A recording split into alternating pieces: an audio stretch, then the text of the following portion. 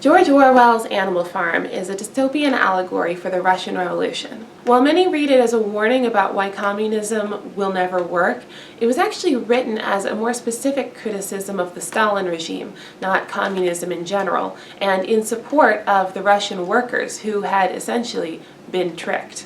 But the Russian workers aren't a monolith, and they didn't all start in one place, and they didn't all want one thing out of the revolution. I've been thinking a lot lately about Mollie, the carriage horse. She's a very small character. She only gets a dozen or so mentions, and she leaves the story really early, but there's a lot to say about her and about how she's talked about in the discourse. Because this is an allegory, Mollie stands in for the middle class, the specialized workers, and the petty bourgeoisie. A good example of somebody who would be in this class is a doctor. If we define bourgeoisie as somebody who owns the means of production, then a doctor who owns his own clinic and works for himself would be bourgeoisie, whereas a doctor who worked for a large hospital would be proletariat. But both of these doctors do similar work. They both put in long hours, they both work very hard, and it might even be the case that the proletariat doctor makes more than the bourgeoisie doctor. But both of these guys would fall, generally, into the category represented by Mollie. So, that's Mollie the allegory.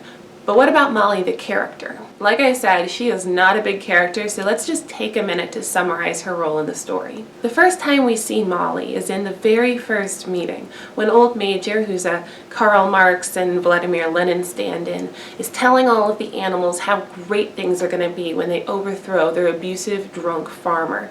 And she comes in late, and she sits in the front, and she flirts her mane and shows off her pretty ribbons. And when Old Major calls for questions, Mollie asks if there are going to be ribbons and sugar cubes after the revolution. And Old Major says no, that that's going to be the cost of freedom, and she's not happy about it, but she also is suffering under this drunk, abusive farmer, so she goes along with it. After the revolution, when the animals are going through the farmer's house and taking in where their tyrant had lived, there's a moment where Mollie goes to the dressing table where the farmer's wife kept her nice things, and she takes one of the ribbons and she's holding it up to herself and looking at herself in the mirror, and you see how sad she is that she doesn't get nice things anymore.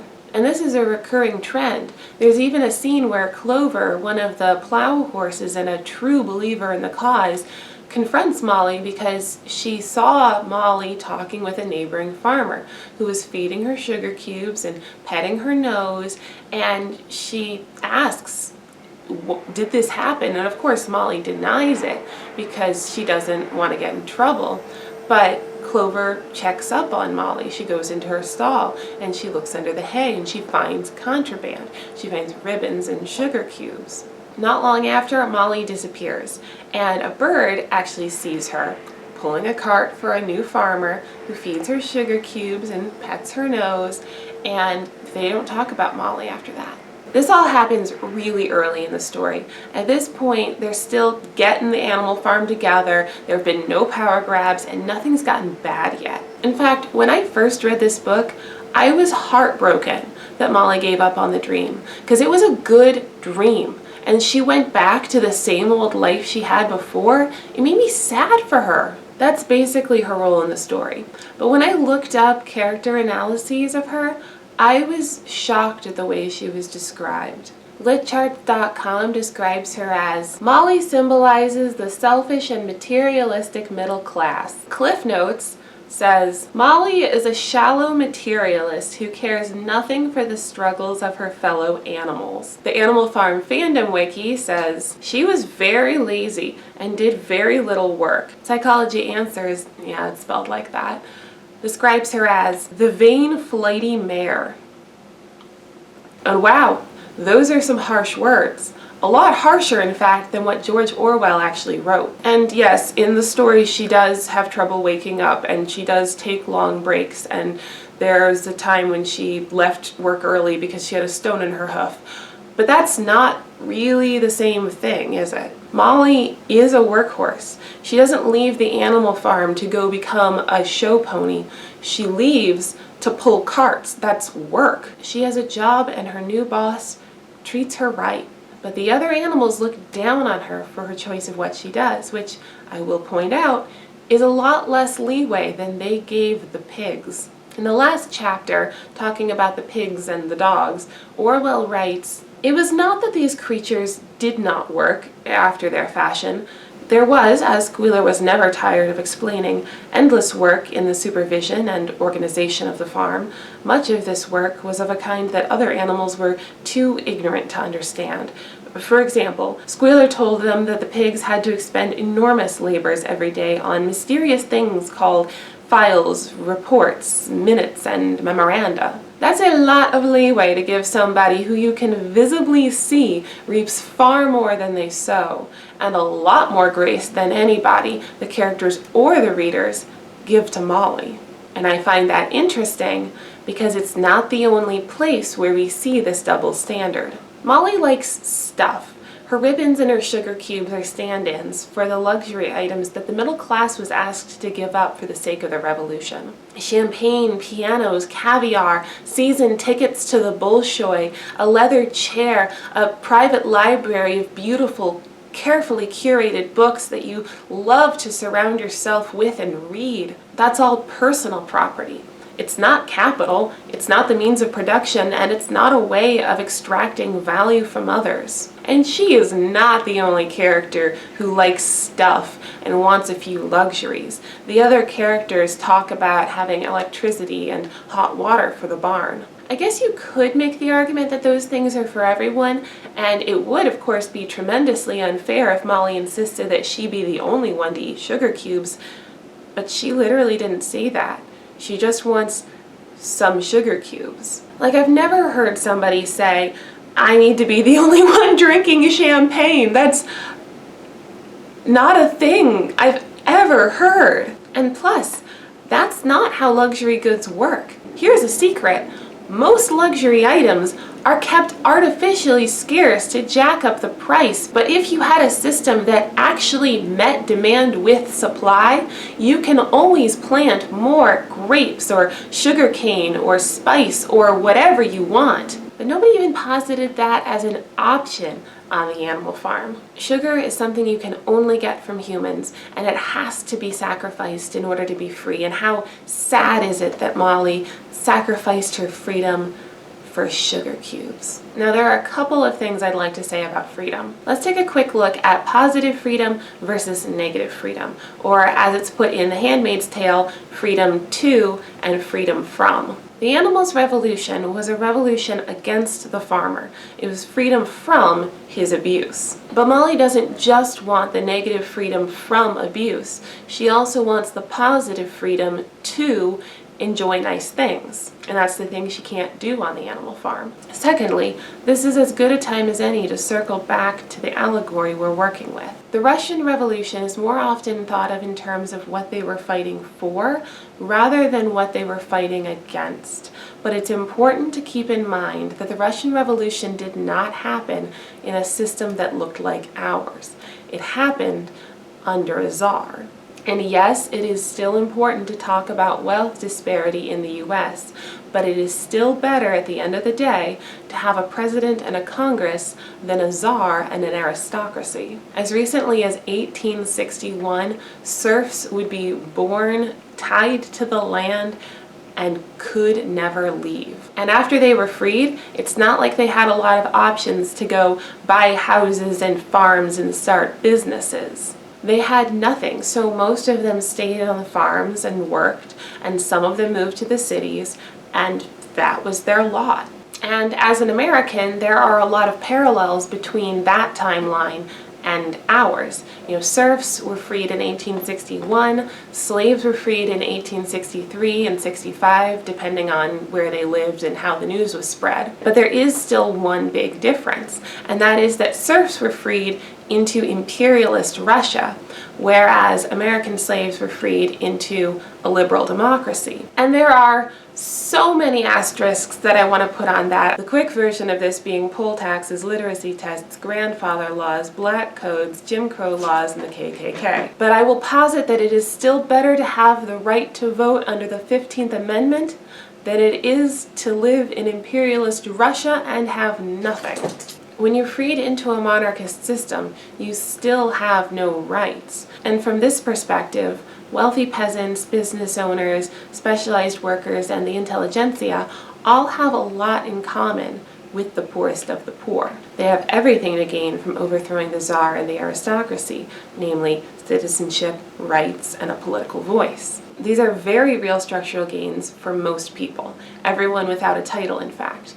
And it's exactly what the French Revolution did. Now here is where most people get tripped up. They look at the social pyramid and they say, we got rid of the king and the aristocracy, and now the social pyramid is flatter. But there are still wealthy people.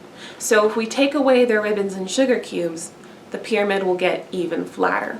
And that completely misses the point. The revolutionaries didn't kill the Tsar and abolish the aristocracy because they were rich, right? They abolished the aristocracy because they had power over the peasants, which eclipsed their own power over themselves and precluded any kind of autonomy. There was a specific political goal in mind which targeted the power dynamics between people, whereas targeting the personal property of the wealthy is merely vindictive. Nice things like watches and pianos and sugar cubes might be emblematic of class disparity, but they are not the interpersonal relationships themselves. For example, imagine that you're a factory worker and you don't like that your boss has a nice house, whereas you live in the worker housing and that's all you can afford. So you and your crew go burn down his house, and now he has to live in the worker housing with you. He's no better than the rest of us. But you go to work the next day, and he still makes you work 12-hour shifts for next to nothing. What did you gain?